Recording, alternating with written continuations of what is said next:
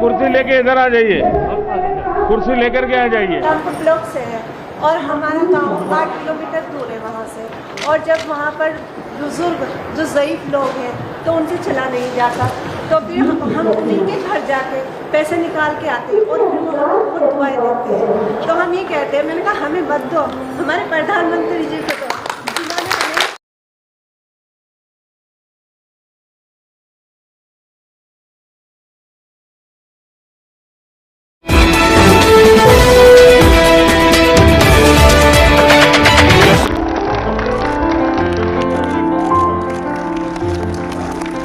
अपनी कुर्सी लेके इधर आ जाइए, कुर्सी लेकर के आ जाइए। तो आपको गांव में लोग कैसे पहचानते हैं?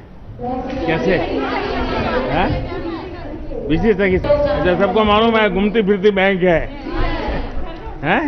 कैसे सम्मान मिलता है, मतलब क्या होता है? एक बताइए। रामपुर ब्लॉक से है और हमारा गांव 8 किलोमीटर दूर है वहाँ से।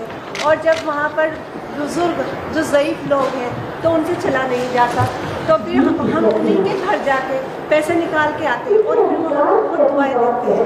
तो हम ये कहते हैं, मैंने कहा हमें मत दो, हमारे प्रधानमंत्री जी को दो, जिन्होंने हमें। और किसका क्या अनुभव है? सर हाँ बताइए। बहुत ही मान और सम्मान मिला है। NRLM से जुड़ने के बाद हम इस पद पे कार्य कर रहे हैं, जिससे गांव में हमें बैंक दीदी के नाम से सम्मानित किया जाता है। अब कोई भी दीदी बैंक में जाने के लिए परेशान नहीं होती, सारे काम हम उनके गांव में ही निपटा देते हैं। आप लोगों को मिलने जाते हैं कि लोग आपको ढूंढते हैं? कैसे करते हैं? जब जाते हैं पहले क्या करते हैं, कैसे बात करते हैं, मुझे समझाइए। जैसे मैं हूँ और मुझे आप लोग सेवा दे रहे हैं तो कैसे करेंगे? क्या परेशानी है, कैश निकलवाना है या जमा कराना है, फिर वो अपने बताते हैं। फिर उनसे उनका आधार कार्ड लेते हैं, आधार कार्ड से निकलवाना है तो आधार कार्ड डालते हैं, बैंक का नाम लेके, और फिर उससे पूछते हैं कस्टमर से कितना अमाउंट निकलवाना है।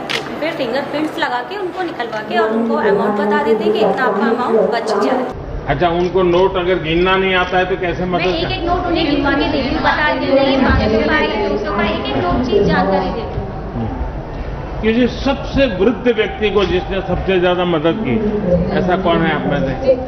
एकदम आखिर में बताइए। हाँ बताइए जी, आपको अम्मा जी बुला रही हूँ, उनके पास जाते हो, माँ जी तुम बताओ आपको क्या प्रॉब्लम है। बोलती है बेटा हम बैंक जाने में असमर्थ है, आप हमारा काम घर पर कर दीजिए। तो मैं अपना सारा बायोडाटा लेके उनके पास जाती हूँ, फिर उनको पैसा निकाल कर देती हूँ, फिर पूछती हूँ अम्मा और भी कोई दिक्कत हो तो मुझे बताना, मैं आपके साथ। तो लोगों को भरोसा है कि आपको पैसा दिया मतलब बैंक में गया। अच्छा, गांव में तो महिलाओं को अपनी साड़ी के ऊपर पैसा बांधने की आदत है, या तो फिर अपने किचन में अनाज जो है उसी में पैसे डालते रखते हैं। उनको क्या लगता है? सर वो जमा करते हैं, जमा करते हैं। और सर हमारे यहाँ एक बुजुर्ग ऐसे हैं जो बोलते थे कि हम बैंक जाते हैं तो सिर्फ झगड़ा होता है। मैंने पूछा कि बाबा आपका झगड़ा होता क्यों है, तो उन्होंने कहा कि मेरा झगड़ा इसलिए हो जाता है कि हम बैंक में कहते हैं मेरा कैश जमा कर दो, तो बोलते तुम्हारा खाता ही बंद हो जाता है। तो हमने कहा कि आप अपना खाता नंबर दीजिए, आधार आपका हम लगाएंगे, आपका अकाउंट हम चालू कराएंगे और आज से आपको बैंक जाने की जरूरत नहीं पड़ेगी। अब सर उनका जो है अगर धान बेचे या गेहूं, वो बनिया के पास हमेशा रहता था, लेकिन सर आज वो मुझे 50,000 ला के देते हैं, बोलते बेटा ये लो तुम बांटो, और हमारा जो सर हमारे ओडी में चला जाता है और हम क्या करते हैं ओडी से ले जाकर के उनके खाते में ट्रांसफर कर देते हैं। सर एक मेरी तो बचत हो गई कि बैंक कम जाना पड़ा। 50,000 रुपया आप लेकर के जाती है, आपको हिम्मत डर नहीं लगता? सर मैं 50,000 नहीं, मेरा डेली का ट्रांजेक्शन सर इस टाइम 2.5 से 3 लाख है। मेरे पास any time lakh 1.5 lakh amount मैं रखती हूँ। क्या नाम आपका? सर नीतू मौर्य, मैं D ब्लॉक से हूँ। तो बैंक वाले भी खुश होते होंगे कि उनका कारोबार आप कर रहे हैं? सर मेरे गांव से करीब क्या नाम है बैंक 5-6 किलोमीटर दूर पड़ता है, इसलिए काफ़ी लोगों को जाने में दिक्कत होती है सर।